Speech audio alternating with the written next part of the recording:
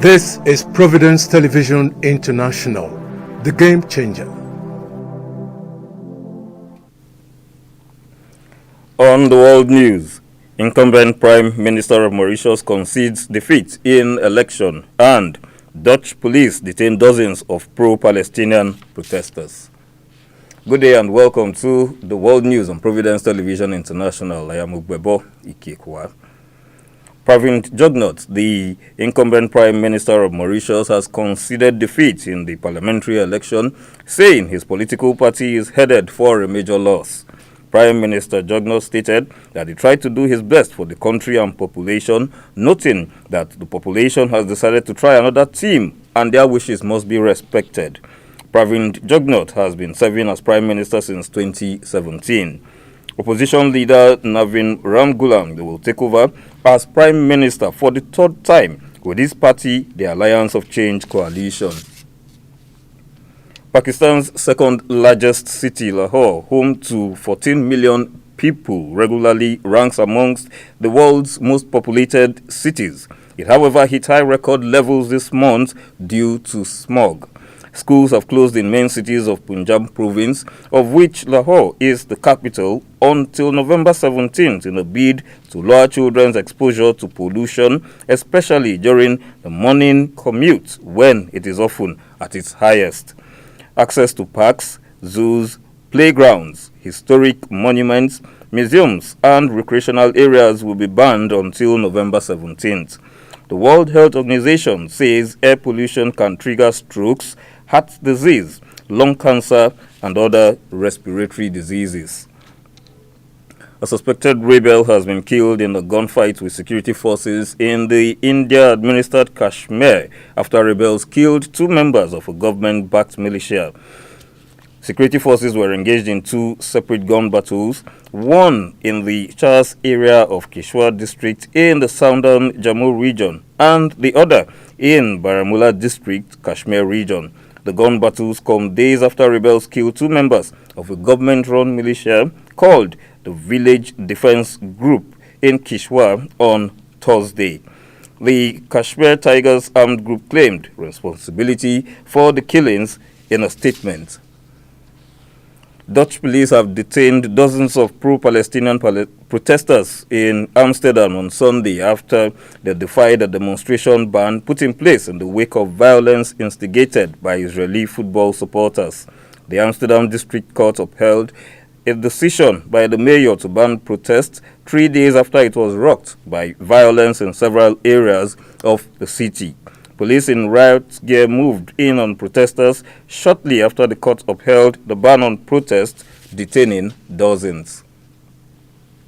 A powerful earthquake has hit eastern Cuba, adding more problems to a country still reeling from a series of recent storms and blackouts. On Sunday, a magnitude 6.8 earthquake hit about 40 kilometers south of the town of Bartolomé. However, no deaths or injuries have been reported so far. People in affected provinces say the earthquake was one of the most powerful they have experienced in their lifetime. Many of the region's homes and buildings were vulnerable to the earthquake's damage. And now to indigenous news. The Nigeria Labour Congress has given state governments an ultimatum of December 1st, 2024 to implement the new minimum wage. The NLC, in a communique released on Sunday following its National Executive Council meeting, directed state councils where the new minimum wage is not yet implemented to commence on indefinite strike starting December 1st, 2024, in protest against the unaddressed labor issues.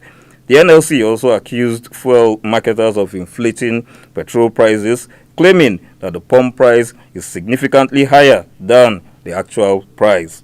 It stated that Nigerians are being exploited, with citizens enduring heightened suffering and hunger due to government policies, which keep pushing many into destitution. Highlighting the severe economic hardship across the country, the NLC called on the federal government to embark on an urgent review of policies it described as anti-people.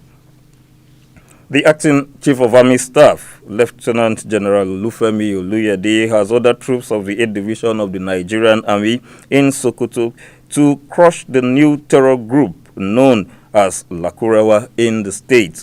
General Oluyede gave the order during his visit to the 8th Division of the Nigerian Army in Sokoto on Sunday. He called on residents of the state to always give accurate and timely information to the troops to help them in the fight against insecurity. The defense headquarters last week disclosed the emergence of a new terrorist group known as Lakurawa, operating in Kebbi and Sokoto states, inducing youths in the states into its fold. In a move to dislodge the terrorists, the Nigerian Army has deployed troops of Operation Fason Iyama in Sokoto and Kebbi states. The Inspector General of Police, Kayode Egbetukun, has banned the Western Nigeria Security Network, codenamed Amotekun, from participating in the Ondo State governorship election. The Inspector General, in a statement on Sunday, stated that only the federal security agencies and members of the Interagency of Consultative Committee on Election Security will be allowed to participate in the election. The police boss ordered the deployment of officers from various specialized units, stressing that the police remains committed, vigilant, and fully prepared to ensure that the Ondo State gubernatorial election proceeds smoothly, without incident, and in accordance with the highest standards of electoral integrity. The Ogun State Police Command has arrested a man identified as Olubumi Johnson for allegedly setting his wife, Kike Lomo, on fire. The incident, which took place in their apartment on Fabuyi Street, Ota area of Ogun State at around 8:30 p.m. on Friday, followed a domestic dispute between the couple. The spokesperson for the Ogun State Police Command, Omolola Odutola, stated that Mr. Johnson has been detained in connection with the crime. A neighbor who witnessed the incident alerted the victim's relatives, who then informed the police about what is now being investigated as an attempted murder. And that's the world news. Thanks for watching. Please stay tuned.